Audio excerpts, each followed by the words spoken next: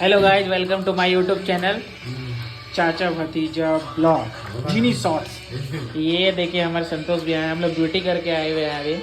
अभी खाना बनाना होगा हम लोग को।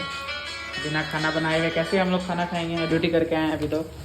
और ये देखिए हम लोग अंडा कड़ी बना रहे हैं। और ये देखिए ये हम लोग यहीं पर आए हुए हैं, अपना वाइफ को याद कर रहे हैं।